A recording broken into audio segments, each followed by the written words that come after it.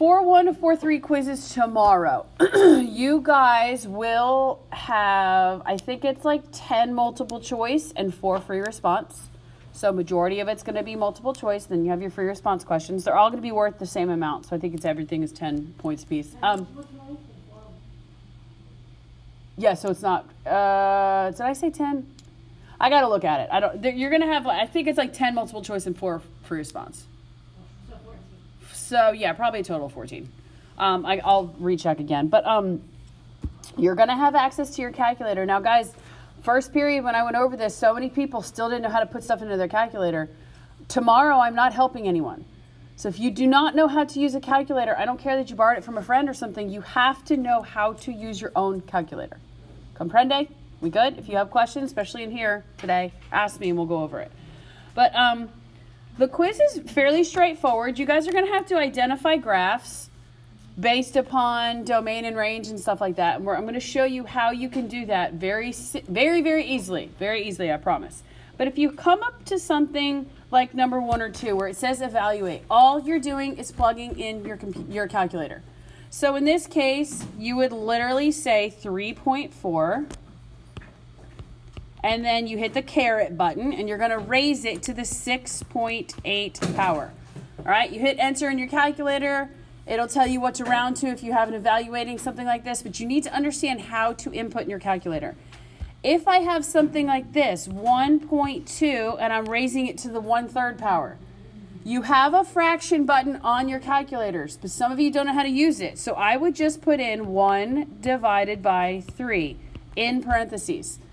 If you don't put it in parentheses, your calculator will raise the 1.2 to the 1st power, then divide that answer by 3, which is not what you want to do. You want to raise it to the 1/3 power. Does anybody have any questions?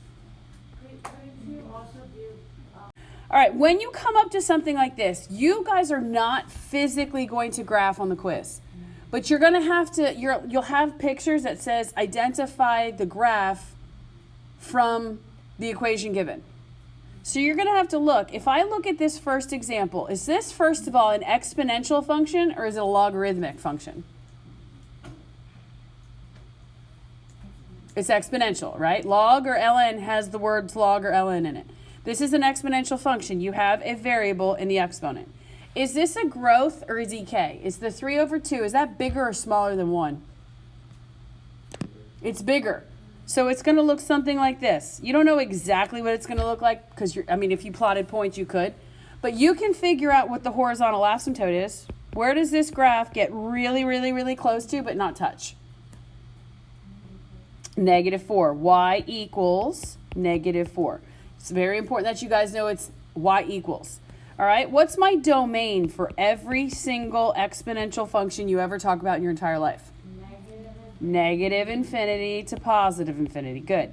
Our range is based upon our horizontal asymptote. When we talk about, when we talk about domain and range for log functions, your domain goes with your vertical asymptote. Here, your range goes with horizontal. So just a quick picture in your mind. Here's -4, right? And you guys told me this was a growth.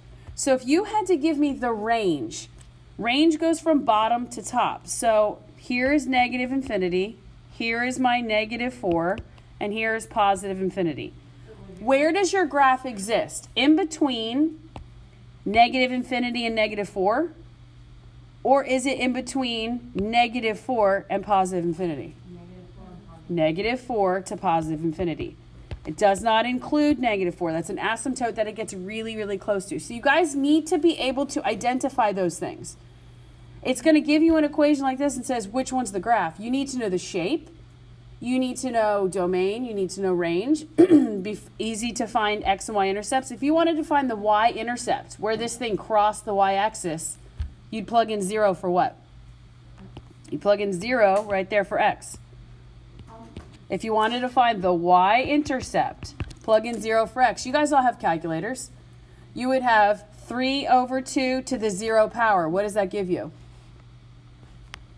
3/2 to the 0 power minus 4. What is 3/2 to the 0 power? It's 1. And then 1 minus 4 is? So you would have a y-intercept at 0, -3. You could find that on a graph. Little things to help you pick the graph you guys all know how to do. You have to be able to identify it. Same thing over here. Let's just pretend this is a positive. Don't worry about this, this negative right here. So let's just pretend it's positive, right? So we're going to find all the things. We're going to find the horizontal asymptote, the domain, the range, and the x-intercept. Y-intercept, I'm sorry, we'll talk about. Is this a growth or a decay? 10x plus 3, 10 to the x plus 3. It's a growth, so it's going to look something like this. Right? Where is my horizontal asymptote? At y equals 3. Good. It's whatever's added or subtracted. What's your domain for every single function that you talk about that's exponential? Perfect. Negative infinity to positive infinity. So your range, let's talk about our range. Draw a quick little picture. Here's 3. Right? You guys told me it was a growth. Is my range from negative infinity to 3 or from 3 to positive infinity? Where does your graph exist? How did you know that it grew? From 3 to positive infinity. How did I know that it grew? Because this 10 is positive and it's bigger than 1. If it was like 1 over 10, you know it was a decay, meaning it would just go this way. What's up?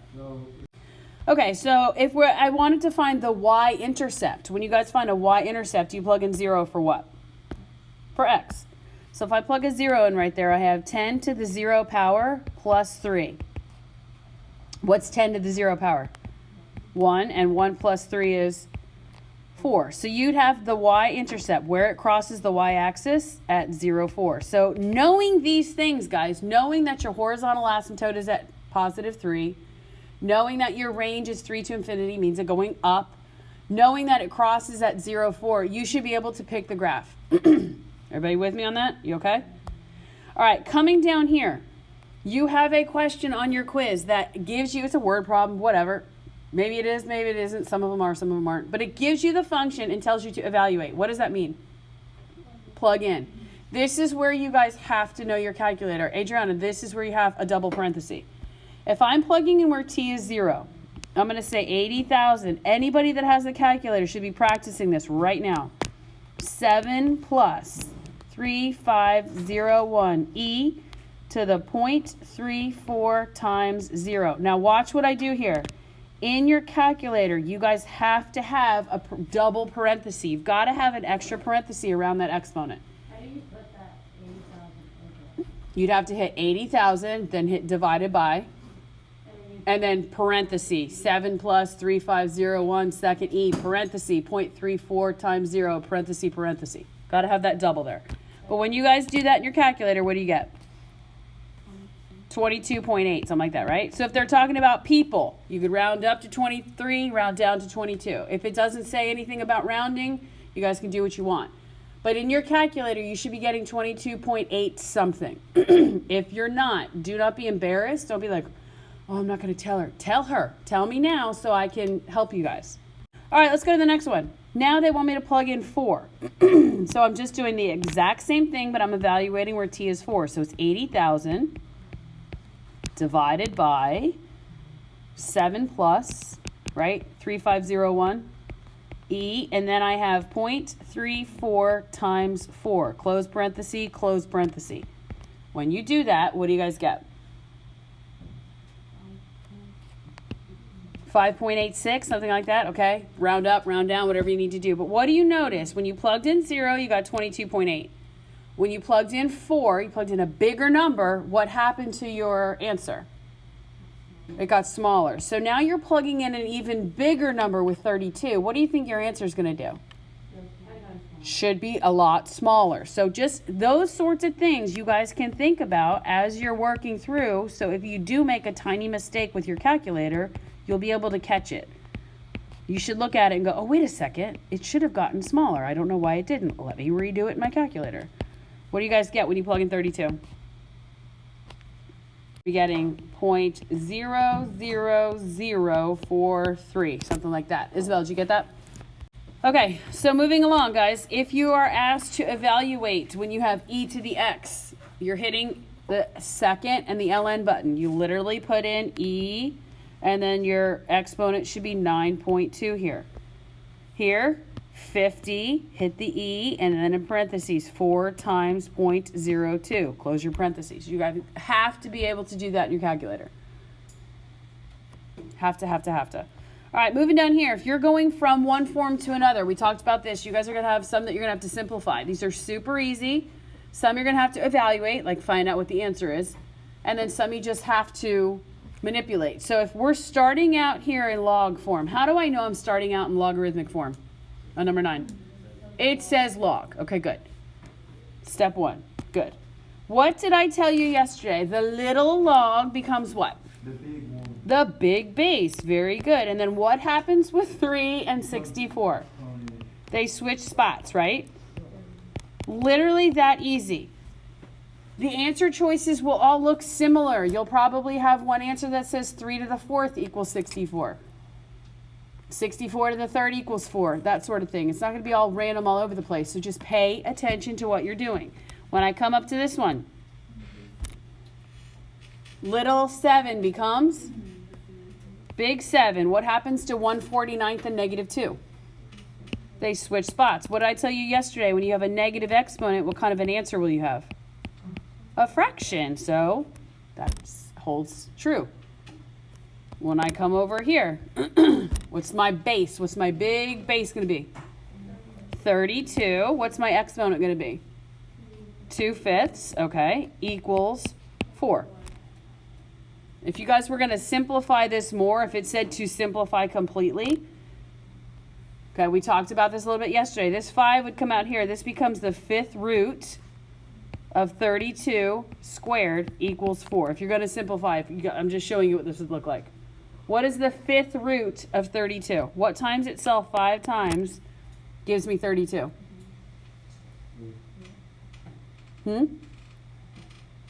2, right? So this right here equals 2, and then 2 squared equals 4. So that's why they equal each other. That's why those are equivalent. Just showing you guys that. Nope, I was just showing you. All right, properties of logs. What did I tell you guys yesterday? First thing we talked about, exponentials and logarithmic functions are what of each other? Inverses. So this says log base 4 times 4 to the 2nd power. What happens with log 4 and 4? Why do they cancel? Perfect. They are inverses of each other. X equals 2. There's going to be some of you that are like, I can't figure this out in my calculator. Ay. What about this? Log 5 of 5 equals X. What's my answer here? 1. This is to the 1st power. If you guys were, good job. If you guys were going to rewrite this in exponential form, the little 5 becomes big. What happens to X and 5? They switch spots. So X would go here, 5 would go here, and you'd say, what do I raise 5 to make it a 5? You would say the 1st power. Good. All right, what about here? Same concept. Negative 5. Good. These cancel out. X equals negative 5. Perfect. What about here? Rewrite. What does this look like? I didn't mean to skip it before. If I was going to rewrite this in exponential form, what does it look like? Little 16 becomes big. Just think, don't even look at the numbers like, oh, I can't figure this out. Little 16 becomes big. What happens to 3/4 and 8? They switch spots. You're just rewriting. Good. All right, down here we're still evaluating. What happens here with log 4 of 4 to the 3rd power? X equals 3. Good. All right, those are super easy, simple. All right, let's go to the next. Let's simplify this quickly. What happens to number 18? What's my answer? 3x. It just says to simplify. You're not finding out what x equals. You're just simplifying. If I come here, what happens? 6 raised to the log 6 times 36. 36. Good. Here's a trick one. Let's see if you guys can figure this one out. 3 log 2 of 1/2.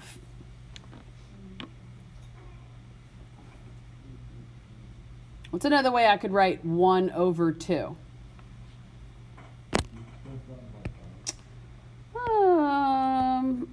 Using exponents. Very good, very good. 2 to the negative 1, right? So log 2 base 2 cancels out. I'm left with 3 times negative 1, which gives me negative 3. Good. Remember, negative exponents give us fractional answers. Good, Nicotina.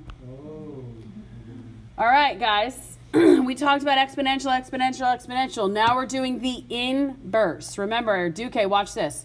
We're going to find domain, vertical asymptotes, range, and the x-intercept. We found horizontal and y-intercepts with exponentials. We do the opposite when we're talking about logs or natural logs. So instead of domain being negative infinity to positive infinity, what is our range for all logs and natural logs? Negative infinity to positive infinity. Don't get that confused, guys. When we talk about domain, I told you yesterday, how do you find the domain, which also will coincide with our vertical asymptote? What did I tell you to do with the parenthesis? Set it equal to 0. X plus 2 equals 0. So x equals negative 2. I have a vertical asymptote right here at negative 2. So my graph would look something like that. You don't have to graph it, just showing you visually so you can see. So guys, what would my domain be? It's all based upon my vertical asymptote. What's my domain? I can use everything from where to where? Negative 2 to positive infinity. Very good. Does it include negative 2? No. Nope. Good. All right, x-intercept. Remind me, when we were finding the y-intercept, we plugged in 0 for x. So if I'm finding the x-intercept, I plug in 0 for y. So watch. I'm going to say log base 2 x plus 2 equals 0. Well, now what? I've got to do some inverses. What is the opposite or inverse of log? Nope, ln and e are together. First thing we talked about yesterday, logs and what are inverses of each other?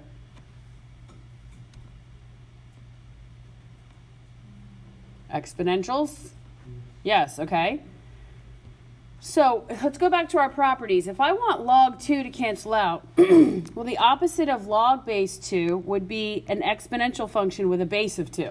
So whatever the little number is, I'm going to write it big, and then everything else is going to go up into the exponent. We're going to talk more about this in the next few days when we're solving. But now do you guys see how I can cross out 2 to the log base 2 power? Okay, so what you do to one side of the equation, you have to do where? So if I wrote a big base 2 over here and everything went into the exponent, then that means over here I have to write a big 2 and then everything goes into the exponent. So now log 2 cancels out. I have x plus 2 equals, what's 2 to the 0 power? 1. So x equals, if I subtract 2 from both sides, my x-intercept is at negative 1. So you'd have an x-intercept at negative 1, 0. So you could pick your graph because you know all of these things. You can say, okay, I'm looking for a positive log function that the domain is negative 2 to infinity. My vertical asymptote's at negative 2, and my x-intercept's at negative 1. Okay, let's run through this one a little quicker. Same thing. I'm going to find domain, vertical asymptote, range, and x-intercept. What's the first thing I can fill in because I know it's the same thing every single time with a logarithmic or a natural log? The range, negative infinity to positive infinity. My domain is based upon my vertical asymptote, which I set the parenthesis equal to 0. So I have x minus 1 equals 0. So x equals 1. My vertical asymptote is at x equals 1. This is a positive log. What's my domain? 1 to infinity. Perfect. How do I find the x-intercept? I plug in 0 for what?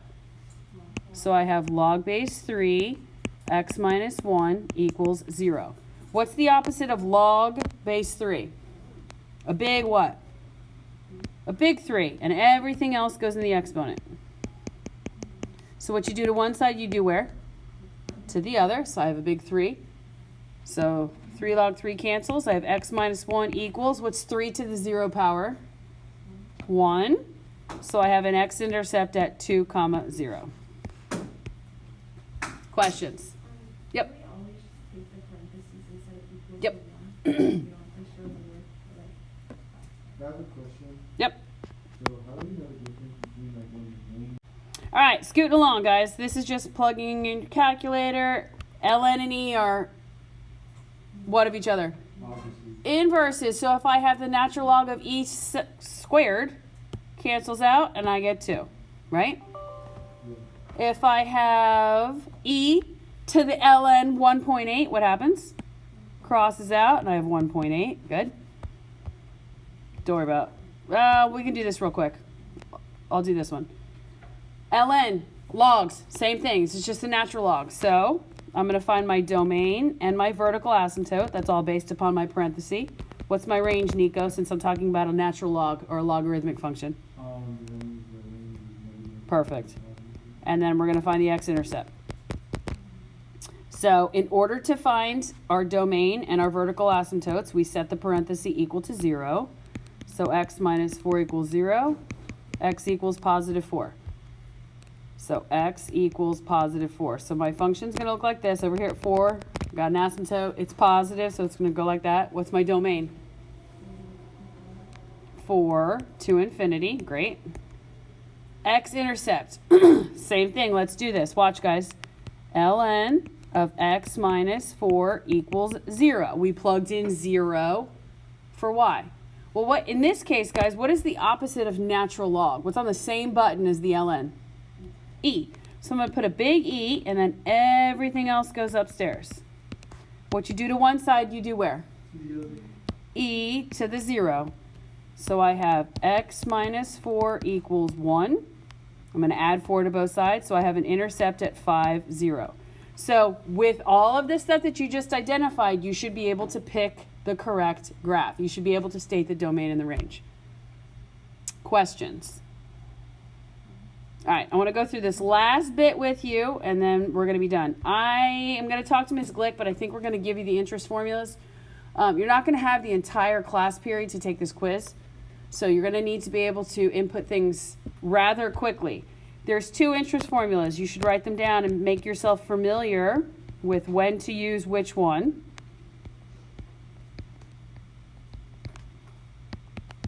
When do I use my friend APERT?